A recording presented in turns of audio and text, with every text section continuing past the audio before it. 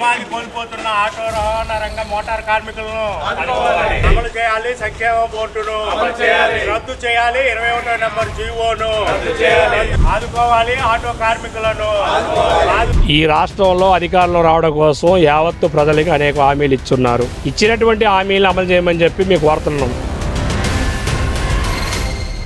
ఒక్క ఆటో 4,50,000 రూపాయలు పెట్టి మేము కొనుక్కున్నాం. మా ఉపాధి ఎలాగా? ఇవాళకే మాకు ఉపాధి లేక ఫ్రీ బస్సు పెట్టడం ద్వారా నష్టపోతున్నటువంటి రవాణా రంగంలో కీలకమైనది ఆటో అండ్ ట్యాక్సీ. ఆదుకోకుండా మీరు మహిళలకి ఫ్రీ బస్సు కేవలం మహిళల ఓటు బ్యాంక్ అంటే సరైనది కాదు. అంటే ఉద్దేశం ఏంటి? మీ ఇష్టం వచ్చిన వాళ్ళకి ఇచ్చుకుంటారు, ఇష్టం లేని వాళ్ళకి తీసేస్తారు. తెలంగాణలో, కర్ణాటకలో, తమిళనాడులో ఏ విధంగా అయితే ఆటో మోటార్ కార్మికులు నష్టపోయారు, ఈ రాష్ట్రంలో అధికారంలో రావడం కోసం యావత్తు ప్రజలకు అనేక హామీలు ఇచ్చున్నారు. ఇచ్చినటువంటి హామీలు అమలు చేయమని చెప్పి మీకు కోరుతున్నాం. హామీలను వ్యతిరేకించట్లా. మహిళలకి ఫ్రీ బస్సు వద్దని చెప్పి మేము చెప్పట్లా. మా మహిళలు కూడా వాడుకుంటారు, ఇబ్బంది లేదు. అదే క్రమంలో ఆ ఫ్రీ బస్సు పెట్టడం ద్వారా నష్టపోతున్నటువంటి రవాణా రంగంలో కీలకమైనది ఆటో అండ్ ట్యాక్సీ. ఈ రంగాల్లో ఏం చేయదలుచుకున్నారు? ఈ రంగాలు కూడా ఆర్థికంగా ఆదుకోమని చెప్పేసి మేము అనేక రిప్రజెంట్లు ఇచ్చున్నాం. మేము చెప్పేది కూడా అదే. ఆదుకోకుండా మీరు మహిళలకి ఫ్రీ బస్సు కేవలం మహిళల ఓటు బ్యాంక్ అంటే సరైనది కాదు. లక్షలాది కార్మికులు, 100,000 కాదు, లక్షలాది మంది ఆటో రంగం మీద ట్యాక్సీ నడుపుకొని జీవనోపాధి సాగిస్తున్నటువంటి ఉన్నారు. ఉన్నత చదువుకున్నారు, ఇంజనీర్ చదువుకున్నారు, లా చదువుకున్నారు, రకరకాల చదువుకున్నటువంటి వాళ్ళకి ఉద్యోగ ఉపాధి అవకాశాలు ప్రభుత్వాలు కల్పించలేనప్పుడు ఈ రంగాన్ని వాళ్ళు స్వయం ఉపాధి ఎన్నుకున్నారు. లక్షల రూపాయలు పెట్టుబడి పెట్టి ఫైనాన్సులు కట్టుకొని వాళ్ళ జీవనోపాధి సాగిస్తున్న క్రమంలో ఈ రంగాన్ని ఏం చేయదలుచుకున్నారు? 3 రాష్ట్రాల్లో ఏమైపోయారు?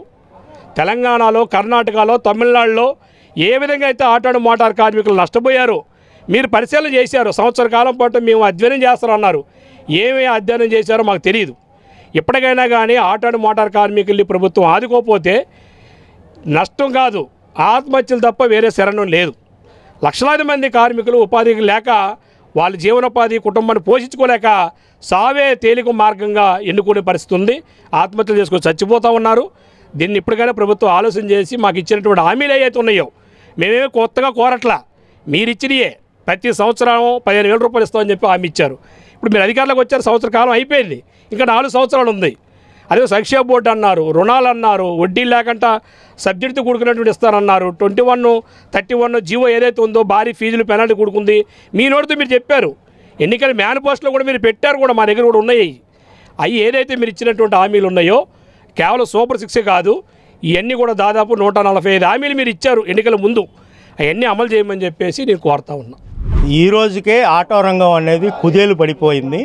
కేవలం ఓలా, ర్యాపిడో, ఉబర్లు తీసుకురావటం వల్ల ఓన్ వెహికల్గా ఉన్నటువంటి వైట్ నెంబర్ ప్లేట్ కలిగిన వ్యక్తులు ఓలా, ఉబర్లు 2 వీలర్స్ తిప్పుతున్నారు.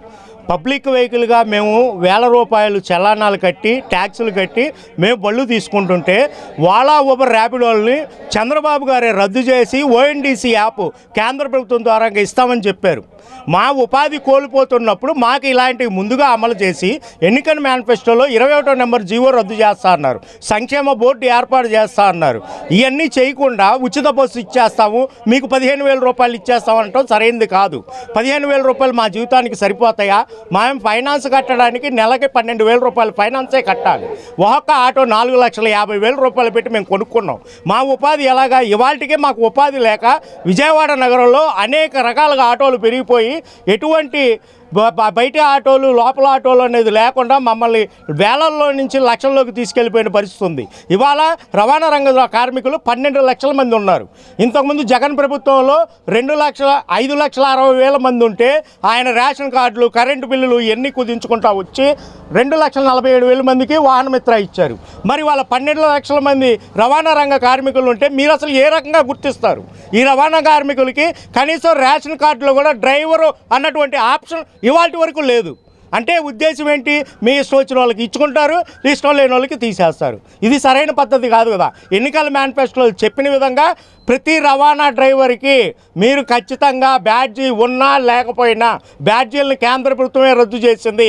బ్యాడ్జీ సాకు కాదు, రేషన్ కార్డులు సాకు కాదు. ప్రతి ఒక్క డ్రైవర్కి 15,000 రూపాయలు ఇవ్వాలి. మాకు ఫైనాన్షియల్ నుంచి ఒత్తిడి రాకుండా వాళ్ళతో కూడా మీటింగులు ఏర్పాటు చేయాలి.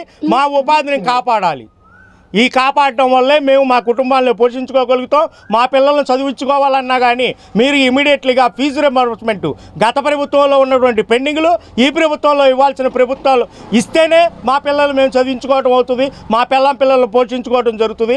కనీసం ఉపాధి రంగ కార్మికులకి ఏ అవసరాలు అనేది మీరు తెలుసుకొని వాటిని అమలు చేయాలని ముఖ్యమంత్రి గారిని కోరుతున్నాం. ఫ్రీ బస్ వచ్చి వ్యతిరేకం కాదండి, ఎందుకంటే అందులో మా తల్లి కానీ మా చెల్లి కానీ మా భార్య కానీ ప్రయాణం చేస్తారు కాబట్టి దానికి వ్యతిరేకం కాదు. కాకపోతే ఏంటంటే మాకు ఆటో డ్రైవర్లకి 15,000 రూపాయలు చొప్పున భత్యం ఇస్తా అన్నారు. మేము అది ఇవ్వాల్సిందిగా కోరుతున్నాం. అది కూడా ఏంటంటే బ్యాడ్జీ ఉన్న డ్రైవర్కి ఇస్తామని చెప్పి అంటున్నారు. కాకపోతే ఏంటంటే ఒక 20 సంవత్సరాలు ఉన్న డ్రైవర్ కూడా బ్యాడ్జీ ఇంతకుముందు ఉండేది. మన రెన్యువల్కి వెళ్ళినప్పుడు ఏంటంటే ఆ బ్యాడ్జీ తొలగించడం జరిగింది.